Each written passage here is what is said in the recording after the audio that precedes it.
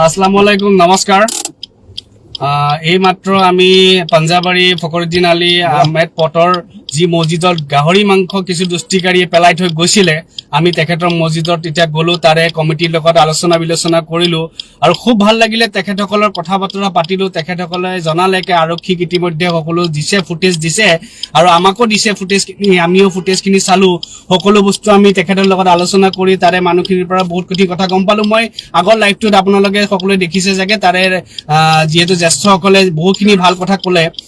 আৰু লগতে এতিয়া আমি লাইভটো কৰাৰ উদ্দেশ্য এটাই যে মাননীয় মুখ্যমন্ত্ৰী ডাঙৰীয়া কিন্তু আজি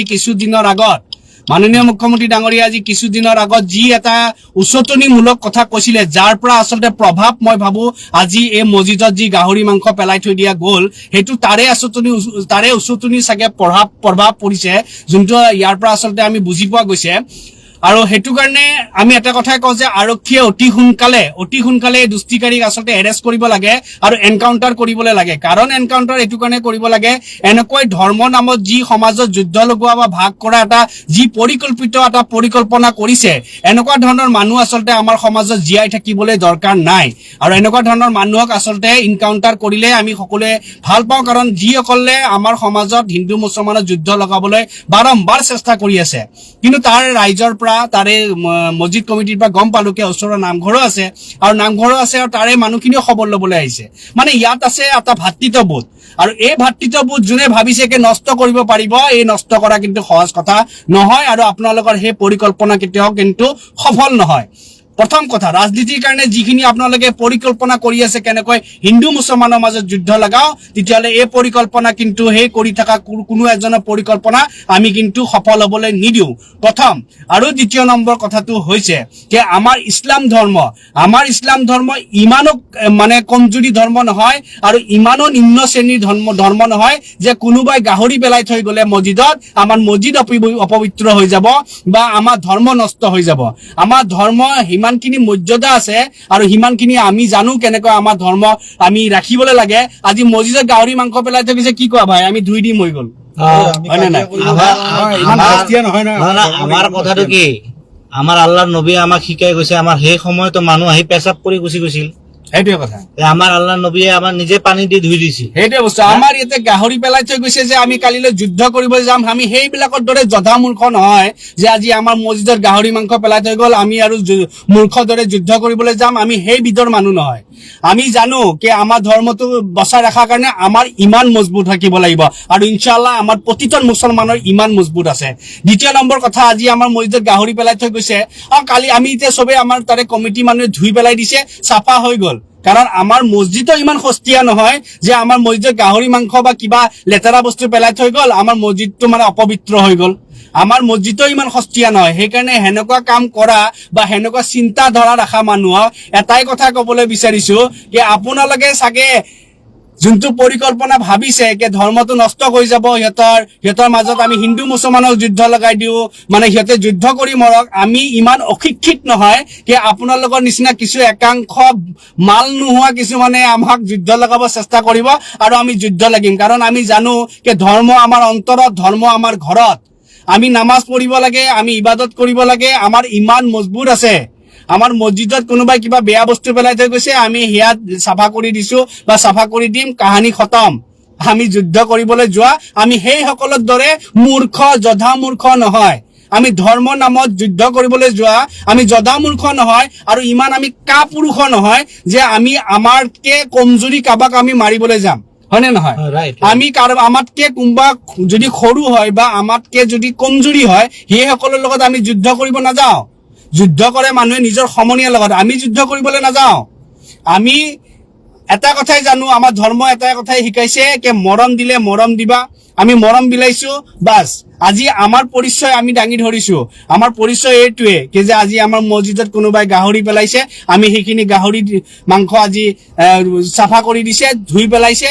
আমাৰ মছজিদ অপবিত্ৰ হৈ নাযায়, আমাৰ ধৰ্ম শেষ হৈ নাযায়, আমাৰ মছজিদত আমাৰ একো বেয়া হৈ নাযায়। কাৰণ আমি জানো যে আমাৰ ধৰ্মটো কি। সেইকাৰণে সেইসকল জধা মূৰ্খই যিসকলে ধৰ্ম নামত ভাবি থাকে যুদ্ধ কৰিব বুলি, তো সেইসকলক এটাই কথাই ক'ব বিচাৰিছো যে আপোনালোকে আপোনালোকৰ মাজত যুদ্ধ কৰি থাকক, আমাক হিন্দু মুছলমান লগাব নোৱাৰে, কাৰণ আমি সেইজন মানুহ নহয়। আমি আমাৰ ধৰ্ম ইমান সস্তীয়া নহয়, বাৰম্বাৰে কৈছো যে কোনোবাই গাহৰি পেলাই থৈ গলে আমাৰ ধৰ্মটো বেয়া হৈ যাব। আমি সেনেকুৱা মানুহ নহয়। আমাৰ মছজিদো আমাৰ পবিত্ৰ হৈ থাকিব, আমাৰ ধৰ্ম পবিত্ৰ হৈ থাকিব।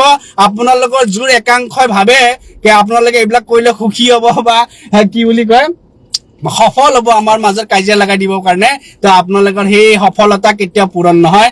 আৰু আমাৰ সিহঁতৰ সপোনে থাকিব, সিহঁতৰ সপোনে থাকিব, সিহঁতৰ সপোন থাকিব। আপোনালোকৰ সপোনে থাকিব। আপোনালোকে কৰি থাকক, যি কৰিব লগা আছে কৰি থাকক, কিন্তু কৈছো নহয় আমি যুদ্ধ নকৰো। আমি এইবিলাকলৈ আমাৰ সময় নাইতো। আমি ইমানখিনি পঢ়া শুনা আমাৰ হয়তো আমি জধা মূৰ্খ নহয় যে আমাৰ বোলে গাহৰি মাংস পেলাই থৈ গ'ল আমি তাৰ কাৰণে যুদ্ধ কৰি থাকিম। আমি যুদ্ধ নকৰো, আমি চাফা কৰি দিছো। আমাৰ এতিয়া ধুনীয়াকে আজি আমাৰ মহৰম, আমাৰ আজি যিখিনি হ'ব লাগে ধুনীয়াকে কাম কাজ আমাৰ হৈ আছে। ইনশাআল্লাহ আমাৰ আগতো হৈ থাকিব, নামাজ হৈ থাকিব, চব হৈ থাকিব। আৰু আমি তাৰ কাৰণে বেলেগৰ লগত দিনলৈ হৈ থাকিব। আমাৰ ইছলাম ধৰ্ম খতম কৰি দিব পাৰা এই পৃথিৱীত, এই বিশ্ব কোনে কি কৈছে, পৃথিৱীত কোনো পেদা হোৱা নাই। বহুত আহিছে, বহুত গৈছে, বহুত আহিছে, হয়, বহুত ডাঙৰ ডাঙৰ দেখা গৈছে। কিন্তু মই এই লাইফেৰে মই আমাৰ CM হেমন্ত বিশ্ব শৰ্মা ডাঙৰীয়াক মই এটা কথা ক'ব বিচাৰিছো যে আপুনি ইমান সস্তীয়া ৰাজনীতি কৰি পেলাই আমাৰ এই ভাতৃত্ববোধটো নষ্ট নকৰিব। এইটো মই আপোনাৰ ওচৰলৈ এইটো অনুৰোধ থাকিল। সেইটো বস্তু। কিন্তু আমি এতিয়া মছজিদ কমিটিলৈ গম পাইছো, তাতে নামঘৰ আছে, তাতে কিমান সমন্বয় আজিলৈকে চলি আছে। কিন্তু এই সস্তীয়া ৰাজনীতি কৰি পেলাই আপুনি সফল হ'ব নোৱাৰে কেতিয়াও। সেইকাৰণে মই অনুৰোধ কৰিছো, আৰু আমাৰ হিন্দু ভাইসকলকো মই অনুৰোধ কৰিছো, কিন্তু আমাৰ ইমান সহজ বুলি নাভাবিব যে মছজিদত কিবা গাহৰিৰ মাংস পেলাই দিলে, কোনোবাই কিবা বেয়া বস্তু পেলাই দিলে ধৰ্ম নষ্ট হ'ব, আমি হাল্লা কৰিম, কাজিয়া কৰিম, আমি কেতিয়াও নকৰো। কিন্তু ভাই এটা অনুৰোধ মই জনাব বিচাৰিছো কি আমাৰ যাতে ভাতৃত্ববোধটো আমাৰ নষ্ট নহয়, এইটো সমন্বয়টো আমাৰ জীয়াই ৰখাৰ কাৰণে যে শংকৰ আজানৰ দেশ বুলি আমি সৰুৰ পৰাই জানো, আৰু হয় কথাটো চলি আছে, তেনেকুৱা সমন্বয় চলি আছে। আপুনি এইটো অটুট ৰাখিবলৈ দিয়ক না। কি অশান্তিৰ মাজতে কি অশান্তি সৃষ্টি কৰিবলৈ বিচাৰিছে আপোনালোকে? সেইটোৱে কথা যে আমাৰ মাজত আমি কেতিয়াও আমি ভাতৃত্ববোধ আমি শেষ হ'বলৈ নিদিওঁ। আমাৰ মাজত আমি কেতিয়াও ধৰ্ম নামত যুদ্ধ নকৰো, আমি এইবিলাক বস্তু নকৰো। আমি এটা বস্তুৱে জানো কি আমাক ধৰ্মৰ নামত আমি একতা থাকিব লাগে, আমি মিলি পিটি থাকিব লাগে, সমাজখন ভালকে আগবঢ়াই লৈ যাব লাগে, বাছ আমাৰ এইটোৱে লক্ষ্য, আমি সেইখিনিয়ে কৰিম। সেইকাৰণে কৈছো না, আজি বহুতে ভাবিছিলে কি গাহৰি মছজিদত পেলাই দিব আৰু আমি যুদ্ধ কৰিবলৈ আন্দোলন কৰিব যাম, হিন্দু মুছলমান কাজিয়া কৰিম, বা সেই জধা মূৰ্খ বিলাকৰ দৰে বাহিৰত ওলাই কিনে চিঞৰ বাখৰ কৰি থাকিম। আমি সেইবিলাক কৰিব নাযাওঁ, কাৰণ আমি পঢ়া শুনা শিক্ষিত। আৰু য'ত যিখিনি মানুহ আজি লগ পাই গৈ আহিলো, গোটেই কেইজন মানুহ শিক্ষিত, গোটেইখিনি মানুহে জানে কি এইবিলাক কৰি কিনে কোনো লাভ নাই। এইবিলাক ধৰ্ম নামত আমি যুদ্ধ কৰি কিনে নহয়, আমি ধৰ্ম নামৰ মিলা প্ৰীতিৰে আমি থাকিম। আৰু তাৰে পৰিচয় দাঙি ধৰিছে তাৰে সমাজে। আজি ফখৰুদ্দিন আলী আহমেদৰ ৰোডত যি মছজিদৰ তাৰে সমাজে দাঙি ধৰিছে, তাতে হিন্দু মুছলিম সকলো সমাজে দাঙি ধৰিছে কি বিপদত সকলো একলগ হৈছে। আজি আমিও তাৰে কাৰণে যুদ্ধ কৰিবলৈ আমি নাহো, আমিও সেইখিনি বস্তু আমি মিলা প্ৰীতিৰে আমি ৰাখিছো। আৰু সমাজকো এটা আহ্বান জনাইছো যে আপোনালোকেও মাজতো কাজিয়া পেচাল নকৰিব। এইবিলাক আচলতে যি দুষ্টিকাৰীয়ে চেষ্টা কৰি আছে, যি ৰাজনীতিয়ে চেষ্টা কৰি আছে, সিহঁতক আমি বেফল কৰিব লাগিব, সিহঁতক সফল কৰিবলৈ নোৱাৰো। আমি আইনৰ সহায়বিলাক ল'ম যিমান পাৰো। আৰু এটা কথা মই কৈছো, এইটো লাইভ চোৱাৰ পিছত কিছুমান মানুহ কব যে আপোনালোকে ধুবুৰীৰ ঘটনা হৈ গ'ল, বা আৰু এটা কি হজাই নহয় জানো, হজাইত এটা ঘটনা হৈ গ'ল, আপুনি এইবোৰ যুক্তি দিব। কিন্তু আমি এটা কথা স্পষ্ট কৈ দিছো যে আমি এইবোৰক মুছলিম বুলি, যদি মুছলিম ধৰ্মৰ কোনোবা মানুহ কৰি থাকে, আমি তেখেতসকলক আমি মুছলিম বুলি নধৰো। কাৰণ ইছলামটো অৰ্থটো জানি ল'ব। ইছলাম অৰ্থ হ'ল শান্তিৰ ধৰ্ম, শান্তি। ইছলাম অৰ্থ হ'ল শান্তি। আদম আলাইহিছ সালামৰ পৰা আৰম্ভ হৈছে, হজৰত মুহাম্মদ সাল্লাল্লাহু আলাইহি ওয়াসাল্লাম আমাক শিক্ষা দিছে যে শান্তি প্ৰতিষ্ঠা কৰিব লাগে, কেনেকে আমাক শিক্ষা দিছে। তাৰ ভিতৰত কিছুমান থাকে দুষ্ট চক্ৰ, কিছুমান দুষ্ট মানুহ থাকে, কিন্তু যোনে ইছলামৰ বিষয়ে একো নাজানে সেইবোৰ এই ঘটনাবোৰ কৰে বা বেয়া কামত লিপ্ত থাকে। সেইবোৰক আমি কৈছো যে আমি কোনোদিনো বিৰোধ কৰা নাই। আমি কৈছো, অসম চৰকাৰক কৈছো বা পুলিচ প্ৰশাসনক কৈছো, সেইবোৰ ধৰক, আপোনালোকে যেনেকে আইনৰ দণ্ডিৰে মাজেৰে যেনেকে শাস্তি দিব লাগে আপোনালোকে শাস্তি দিয়ক, আমাৰ কোনো আপত্তি নাই, আমি ক'বলগীয়া নাই। খালি আমাৰ এটাই অনুৰোধ থাকিব, আপোনালোকে অসমৰ, আপোনালোকে ৰাজনীতিত আহিছে গৈছে, আহিব যাব, কিন্তু আমাৰ ভাতৃত্ববোধটো নষ্ট নকৰিব। মই এইটো অনুৰোধ থাকিল।